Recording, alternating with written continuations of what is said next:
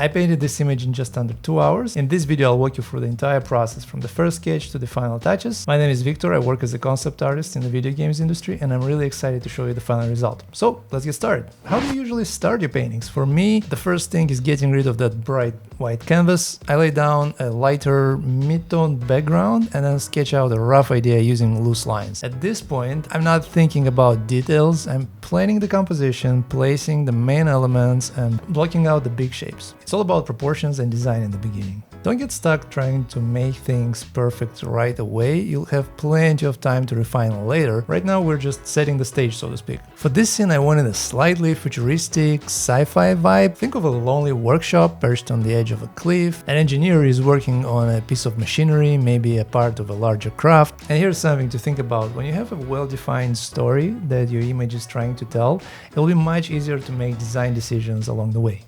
One thing that really helps me early on is staying loose, so avoid super clean line work. If your sketch is too tight, you will feel locked in when you start painting. Let the brush strokes breathe a little bit, give yourself some space to explore. Once you're happy with the sketch, try to move into blocking out basic values. The first thing I paint is usually the background. Here is the sky. Use a large brush and keep it simple. Don't worry about tiny details yet. And yes, always use reference images, they're best friends. Before painting, I gather a bunch of references to inspire the lighting, color, materials, maybe some design ideas or favorite paintings from some masters. Even if you're working from imagination, references give your scene believability. Now here's the tip. If your early sketch was too clean, you'll feel tempted to paint inside the lines like it's some sort of coloring book. Instead, paint a bit looser to keep your edges dynamic and interesting. After everything is roughly blocked in with flat colors and values, I move back to the sky and clouds. This helps establish the mood and light direction. Don't go too extreme with values just yet. I like to keep everything in the mid-range early on to give you space later to kind of push and pull the values. Now comes the sculpting. You can start shaping the forms, especially around the focal point, the workshop building in this case. I'm going for an overcast feel. That means soft lighting, no harsh sun, no strong shadows. It's more subtle, which gives you room to play with the form and details, but of course you will not have that strong contrast between light and shadow. Since the main wall of the building is facing the camera, you won't see dramatic shadows there. Instead, I focus on adding texture and form with gentle value shifts at first. Alright, now let's add some interest. I imagined this workshop as a hand-built, rough around the edges kind of place, not a sleek corporate facility. So I'm painting in metal panels, exposed seams and bolts, stuff that tells a story. So if you want to contrast the warm browns of the building, you can add cooler shadows underneath. And some bright accents like yellow markings on painted numbers, kind of give it like a sci-fi flavor. And of course, keep in mind you don't have to paint one area completely before moving on. I jump around, it keeps my eyes fresh and it helps me balance the composition. Now, after the building, I start working on the foreground. I want it to feel like a wild, grassy slope, maybe with some dirt or gravel patches. And of course, it's best to use textured brushes for that organic, gritty feel. It gives the scene depth without needing to paint every blade of grass.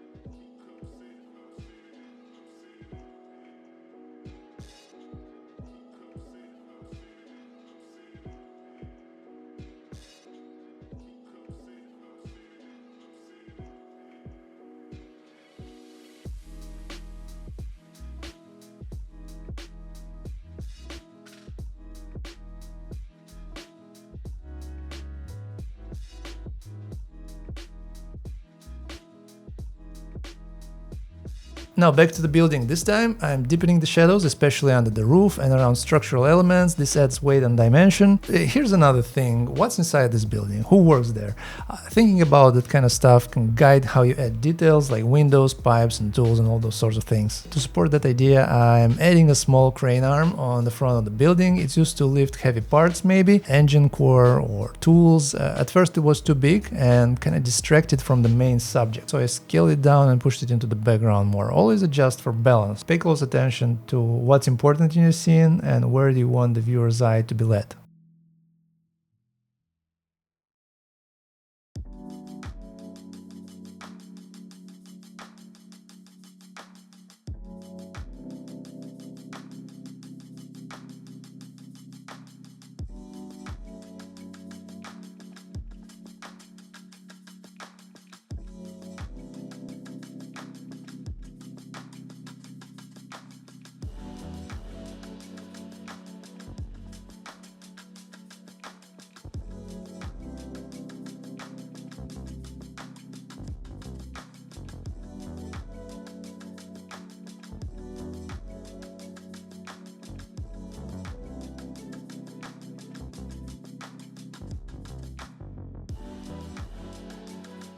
Alright, now let's talk about the engine, or whatever that sphere is supposed to be. This is a major focal point, so it needs to read clearly. I started shading it to define the form, using selections to keep the shapes clean and mechanical, because this is the case when you want to have these mechanical edges. So what is this object? That's sort of like another interest point for the viewers to take a closer look.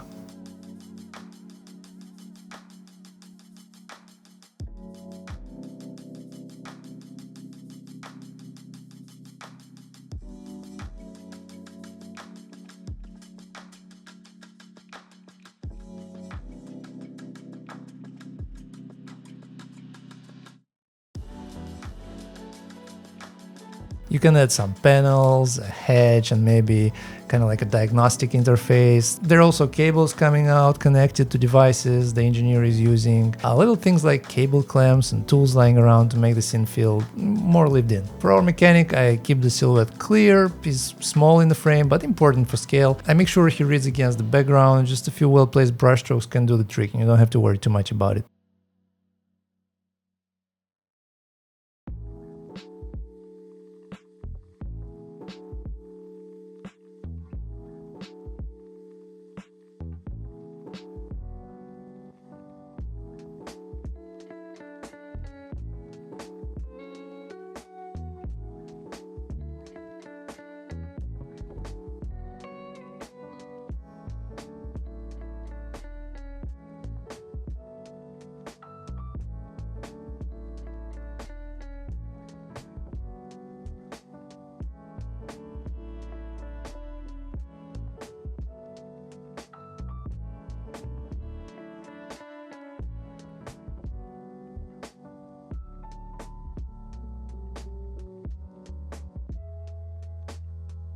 Now, back to the building again. It still felt too flat, so I added another layer of depth with overlapping structures, maybe a rooftop grid or a solar panel rack, something like that.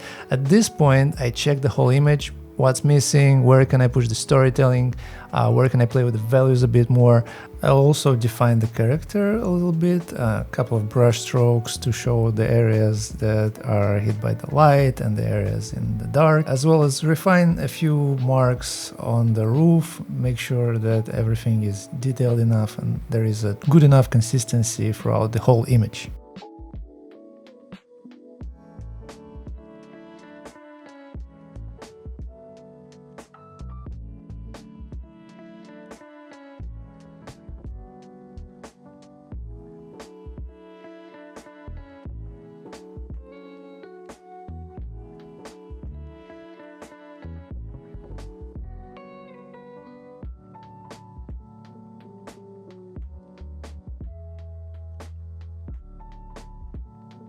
The foreground was feeling a little empty, so I imagined it as a mini scrapyard, maybe some old parts, rusty blades, maybe broken drone wings, stuff that maybe hints at past repairs or some failed experiments. You don't have to render this stuff too much, just a suggestion is enough. The key is to integrate them naturally into the grass and dirt. Make it feel like they've been there for a while. To tie it all together, you can shape the foreground elements to lead the viewer's eye towards the building and the engine. Think of them as some sort of visual arrows.